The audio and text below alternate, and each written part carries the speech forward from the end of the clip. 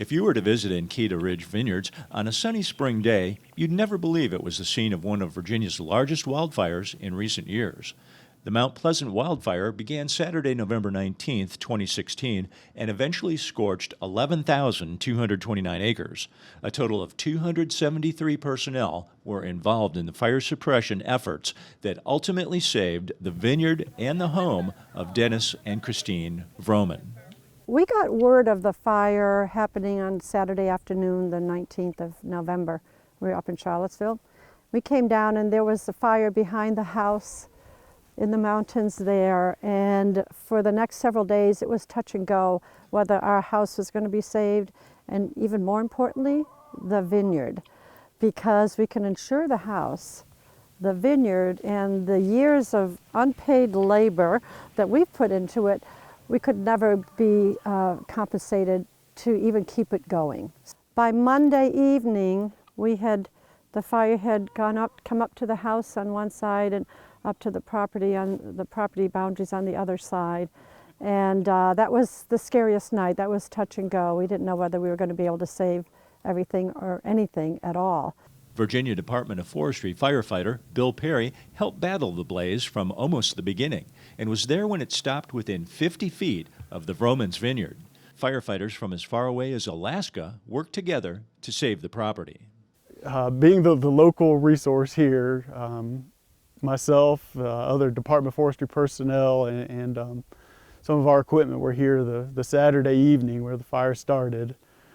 We were experiencing cold temperatures, which was a plus to us, but we were also experiencing 50+ mile-an-hour wind gusts. And in the mountain terrain, we weren't really able to actively suppress the fire like typically we are with a bulldozer and using our engines. We quickly resorted to point protection, just protecting people's houses and knowing that there was no way we could stop the fire with the resources we had. We've had some near that size, but in my 13 years, this was one of the bigger, more complex, being that there was a lot of structures threatened, a lot of private land involved in it. The fire on Tuesday morning came all the way down from the forest, this part of the forest, came all the way down, stopped right behind me, and came right up to the vineyard, and that's where the fire ended, on this side of Thrashers Creek Road, and that saved our vineyard. The Mount Pleasant wildfire burned $5.6 million worth of timber, but it could have caused far more damage. Firefighters protected 82 homes and 124 other buildings from the fire, saving the owners an estimated $9 million.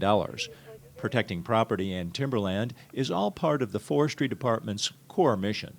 We as an agency have the responsibility of protecting the forest land across the state and ensuring that we have healthy, sustainable forests. About 62% of our forest land of our state is forested, and so it's a huge responsibility. And we were established over 100 years ago to focus on fire protection, fire suppression basically, fire prevention, reforestation, and watershed protection. And to this day, those are still our core priorities as an organization.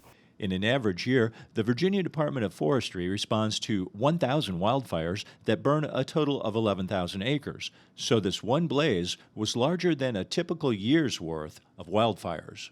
Definitely, we had one of the most active fall fire seasons we've had in some time. This fire, close to 12,000 acres. And this fire was unique in that much of it was on the national forest land, but it was also threatening. Part of it was on private land and threatening not only a house in this case, but a vineyard that's important to the economy here in Virginia.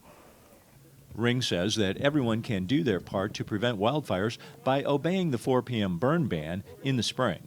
The law has been enforced since 1940 and is one of the best tools for stopping small fires from spreading during windy spring days. This year, the 4 p.m. burning law is in effect until the end of April.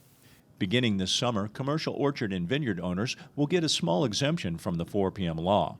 They'll be allowed to have supervised warming fires to protect plants from freeze damage. For everyone else in the great Virginia outdoors, the 4 p.m. ban is still needed and in force.